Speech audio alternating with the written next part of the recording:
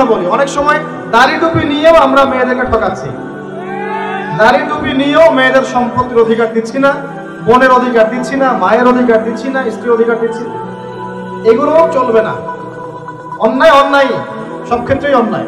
5 number, Abu জাহেলের যুগের মধ্যে ভাই গোত্রীয় হানাহানি, মারামারি, কাটাকাটি ছিল।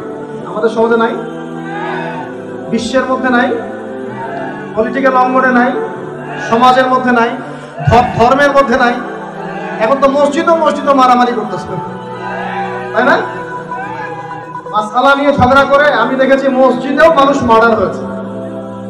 মসজিদে আমরা ছোট ছিলাম, একসময় দেখেছি কোন একটা মাসলা নিয়ে ঝগড়া হয়েছে, 2 দল হকি স্টিক নিয়ে আসছে, মারামারি করছে।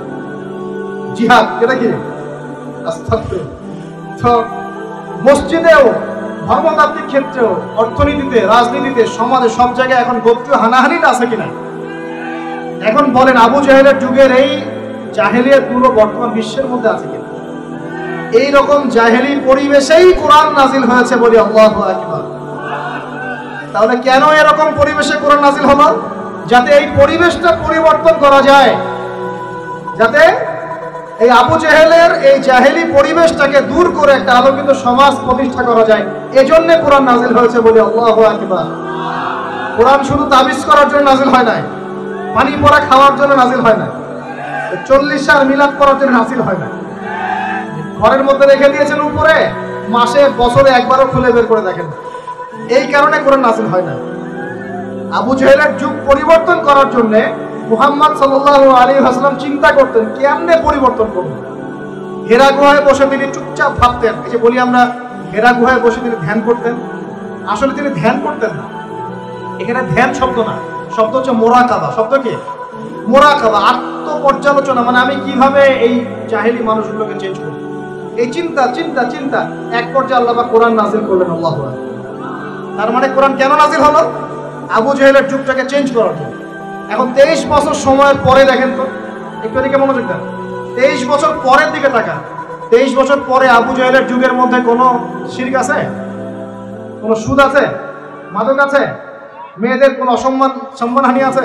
গোত্রীয় হানাহানি আছে? আবু জাহেল নিজেও আছে নাকি? ও তো নিজেও নাই। তার মানে পুরো সমাজটা পরিবর্তন হয় নাই। এইটার কারণেই কোরআন নাজিল হয়েছে। এই উদ্দেশ্যেই কোরআন নাজিল হয়েছে। কোন মাসে ভাই? রমজান। তাহলে এই রমজানের শিক্ষা কি? কোরআন পড়বো, কোরআন বুঝবো, কোরআন দিয়ে জীবন করব, কোরআন দিয়ে সমাজ পরিবর্তন করবো। আলোচনার দরকার আছে আর? এই হলো মূল কথা। এখন কিভাবে করব এটা আমি একটা পদ্ধতি বলে দিই। কিভাবে করব? এক নাম্বার ভাই, প্রত্যেক মুসলমানকে কোরআন তেলাওয়াত করা শিখতে হবে। রাজি আছেন ইনশাআল্লাহ? আমার আলোচনা শুনছেন এমন একজন ব্যক্তি বাকি থাকবেন না বাংলাদেশের মাটিতে ইনশাআল্লাহ যিনি কোরআন তেলাওয়াত করতে পারেন। একজন ব্যক্তিও বাকি থাকবেন না যিনি কোরআন তেলাওয়াত করতে জানেন। আল্লাহ পাক আমাদের সমস্ত দিনী ভাই বোনদেরকে, আমাদের রাজনীতিবিদ, আমাদের প্রশাসনের কর্মকর্তা, আমাদের সমাজের নেতা, অর্থনৈতিক নেতা, আমাদের যুবক যুবতী, কিশোর কিশোরী, তরুণ তরুণী, সবাইকে আল্লাহ পাক কোরআন তেলাওয়াত করার তৌফিক দান। সবাই আমাদের ভাই না? এই পুরো দেশ আমাদের না? জাতি আমাদের না? আমরা কি কেউ কারো শত্রু? আমরা সবার জন্য দোয়া করবো ইনশাআল্লাহ। আল্লাহ পাক সবাইকে কোরআন তেলাওয়াত করার তৌফিক দান। সমাজ পরিবর্তন করতে চান, কোরআন তেলাওয়াত করতে পারেন না, এই ভণ্ডামি চলবে না। এই ভণ্ডামি চলবে না। আল্লাহর ওয়াস্তে আল্লাহকে সাক্ষী রেখে বলেন এই রমজানে আমরা কোরআন তেলাওয়াত করা শিখবো ইনশাআল্লাহ। আর রমজান মাসে কোরআন নাজিল হয়েছে, এই মাসের হক আমি আদায় করবো ইনশাআল্লাহ। 2 নাম্বার, কোরআন অবশ্যই কিছু অংশ মুখস্থ করতে হবে। কিছু অংশ বলতে 1টা সূরা, 5টা সূরা, 10টা সূরা, 1 পারা, 2 পারা, 3 পারা, পারলে পুরো কোরআন। নামাজ পড়তে কয়টা সূরা লাগে? 10টা সূরা হলে নামাজ পড়া যায় না? 5টা সূরা হলে নামাজ পড়া যায় না? আমরা সারা জীবনে যে বাংলা, ইংরেজি, অঙ্ক, গণিত, সমাজ, বিজ্ঞান, ধর্ম পড়ে শেষ করলাম, হ্যাঁ? তো কোরআনের যদি একটা পারা মুখস্থ করতে না পারি, আমরা কোন মুখ আল্লাহর কাছে দেখাবো বলেন তো দেখি? আমাদের এই চেহারাটা নবীকে দেখাতে হবে না? দেখাতে হবে। কিন্তু হাউজে কাউসারে নবী দাঁড়িয়ে থাকবেন, আমরা কিন্তু সামনে যাব, এই মুখ নিয়ে যাবো, ইয়া রাসূলুল্লাহ আমি কোনোদিন কোরআন পড়ি নাই, ইয়া রাসূলুল্লাহ আমার পেটে বোম মারলে সূরা ফাতিহা বলতে পারি না, এই মুখ নিয়ে যাব? আমরা এই মুখ নিয়ে যাবো না ইনশাআল্লাহ। আমরা এমন মুখ নিয়ে যাব, ইয়া রাসূলুল্লাহ আমি আমার সারা জীবন খাটিয়ে দিয়েছি কোরআনের দাওয়াতে, কোরআনের প্রতিষ্ঠায়, কোরআনের সংগ্রামে, কোরআন সমাজে বাস্তবায়নের জন্য ইনশাআল্লাহ এই মুখ নিয়ে যাবো ইনশাআল্লাহ। এবং কোরআন আমার কলিজার মধ্যে আছে, বইয়ের পৃষ্ঠার দরকারই নাই, কোরআন কলিজার মধ্যে থাকবে, হিফজ থাকবে ইনশাআল্লাহ। এক পারা করে হিফজ করতে পারবো না ইনশাআল্লাহ ভাই? অল্প একটু টার্গেট দিলাম, সবাই মিনিমাম এক পারা কোরআন তেলাওয়াত করব প্রত্যেক দিন ইনশাআল্লাহ, আর এক পারা কোরআন হিফজ করবো ইনশাআল্লাহ এই রমজানে। রাজি আছি ইনশাআল্লাহ? এক পারা বলতে 30তম পারা, আম্মা ইয়াতাসাআলুন এখান থেকে নিয়ে মিনাল জিন্নাতি ওয়ান নাস, 37টা সূরা। কয়টা সূরা ভাই? ডেইলি একটা করে করলেই হয়ে যাবে ইনশাআল্লাহ। পারা যাবে ইনশাআল্লাহ? আল্লাহ পাক তৌফিক এনায়েত করুন বলি আমিন। মন থেকে দোয়া করি আল্লাহ পাক যুবক ভাই থেকে কবুল করুন। শয়তান 3টা ধোঁকা দিবে। কয়টা? এটা দিবেই। আমি ওয়াজ করে যাই, বাসায় যান, তারপরে শুরু হবে, শয়তান চলে আসবে, ফুল যা সিমের মতো আর শয়তান আসবে, এসে বলবে এক নাম্বার বলবে আমি তো অনেক জানি, কোরআন অনেক তেলাওয়াত করেছি, শিখেছি, নুরানি কোর্স করেছি, তারপর কি বৈজ্ঞানিক পদ্ধতি শিখেছি, কওমি মাদ্রাসায় পড়েছি, এই সেই, আমি কোরআনের অনেক জানি ভাই, আমার জানার দরকার নেই। শয়তান প্রথম এটা দিবে আপনাকে। মনে রাখবেন, জ্ঞানের কোনো শেষ নাই, জানার কোনো শেষ নাই। এখন আমার কাছে মনে হয় ইসলামের আমি 10% জ্ঞান এখন অর্জন করতে পারি নাই, আল্লাহর কসম করে বলছি, এটা আমার কাছে এমনই মনে হয়। 2 নাম্বার, শয়তান এসে বুঝাবে যে তুই তো পারবি না রে বাবা, তোর দ্বারা হবে না। আমি পারবো না রে ভাই, আমার দ্বারা হবে না, এটা কঠিন, অফ উচ্চারণ করতে আমার গলা ভেঙে যাচ্ছে, হ্যাঁ উচ্চারণ করতে আমার কষ্ট হচ্ছে, আমি পারবো না রে ভাই, আমার দ্বারা হবে না, এরকম বুঝায় না? আমার গলায় আমার আসে না, আমি পারবো না, আমার বয়স হয়ে গেছে ভাই, পারি না। এটা শয়তান বুঝায় আপনাকে। আপনি পারবেন ইনশাআল্লাহ, আপনিই পারবেন ইনশাআল্লাহ। 3 নাম্বারটা মারাত্মক, এটা যুবকদেরকে বেশি বোঝায়। সেটা হলো, আরে এত তাড়াহুড়ার কি আছে, এখন অনেক সময় পড়ে আছে, পরে শিখে নিব, আগে কি আবার বিয়েটা তো করি, বাচ্চা কাচ্চা হোক, হ্যাঁ একটা বাড়ি করি, শেষ বয়সে গিয়ে শিখবো, হজ করবো, উমরা করবো, চিল্লা দিব, কোরআন তেলাওয়াত করবো। শয়তান শিখায় না, এগুলো বোঝায় না? যুবক ভাই, এই ধোকায় পড়ে বহু যুবক কবরে চলে গেছে অলরেডি। এই ধোকায় পড়ে বহু মানুষ এখন কবরবাসী হয়েছে।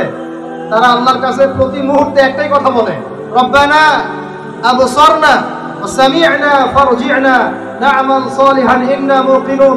হে আল্লাহ, আমরা আজকে দেখতে পারছি, পরকাল আমরা দেখেছি, পরকাল শুনেছি, বুঝেছি, আল্লাহ তুমি আমাদেরকে একটা বার খালি দুনিয়ায় ফেরত দাও, না'মাল সালিহান, আমরা সৎ কাজ করে আবার ফিরে আসবো। সব সময় বলতে আছে পরকালবাসী, সব সময় বলতে আছে, আল্লাহ ফিরাই দিবে। ব্যাস এতটুকু মনে রাখেন, শয়তান এই 3টা ধোঁকা দিবে, আল্লাহ আপনাকে বোঝার তৌফিক দান। 1 নাম্বার মজা করছি ভাই, রমজানে কোরআন নাজিল হয়েছে, এই কোরআনের হক আদায় করব ইনশাআল্লাহ। কোরআন রমজান মাসে কেন নাজিল হলো? আবু জেহেলের যুগ পরিবর্তনের জন্য।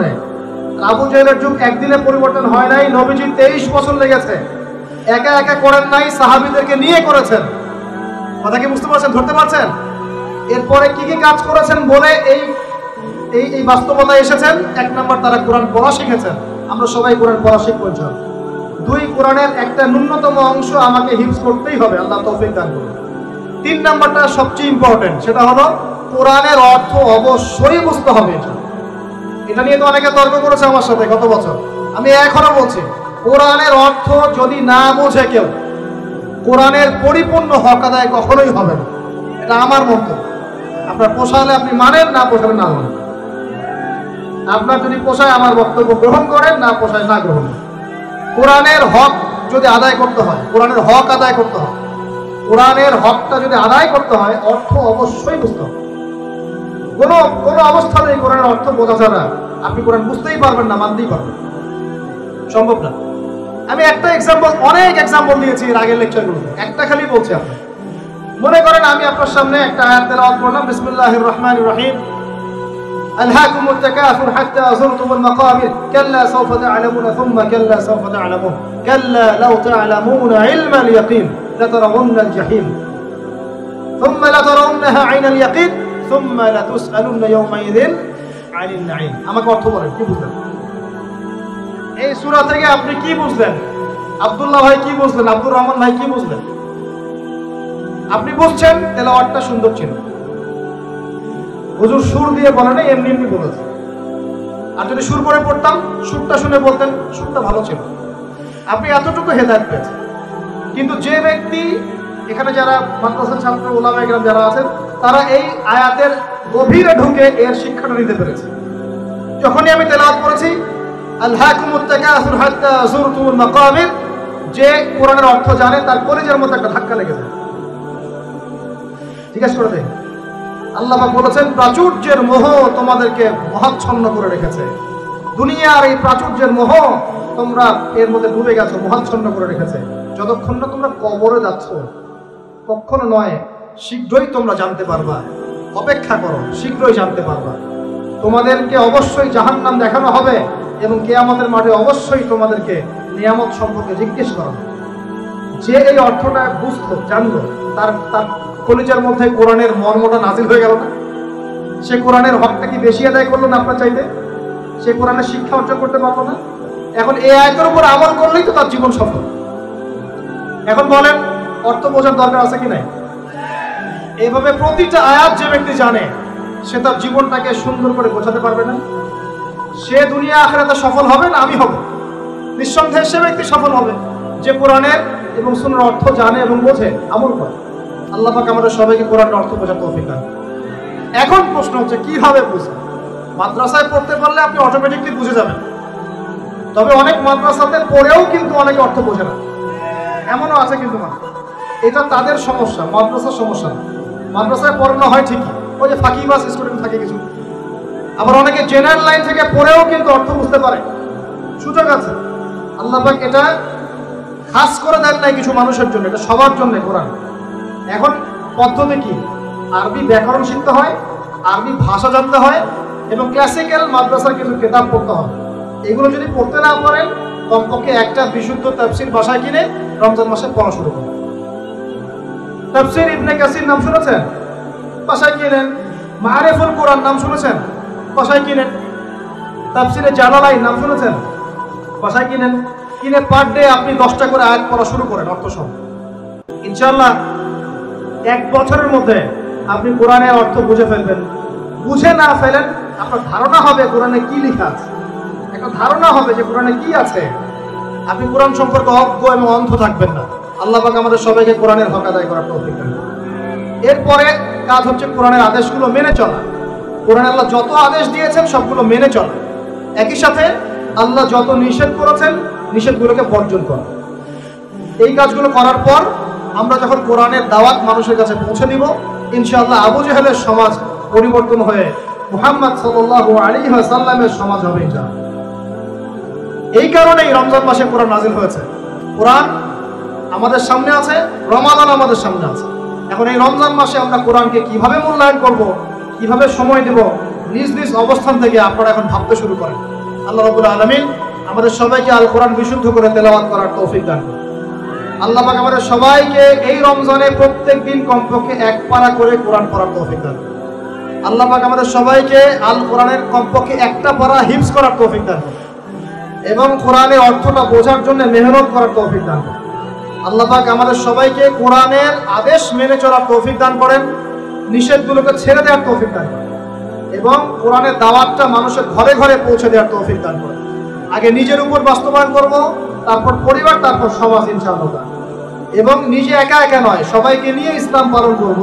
ইনশাআল্লাহ আবু জেহেলের সমাজ পরিবর্তন হয়ে মুহাম্মদ সাল্লাল্লাহু আলাইহি ওয়াসাল্লামের আদর্শের সমাজ হবে ইনশাআল্লাহ, আজ হোক আর কাল হোক। আল্লাহ পাক আমাদের সবাইকে কবুল করে নিন, বলি আমিন। সুস্থ শরীরে রমজানে পৌঁছে দিন, বলি আমিন। এবং রমজানে কোরআনের হক আদায় করার তৌফিক দান করেন, বলি আমিন।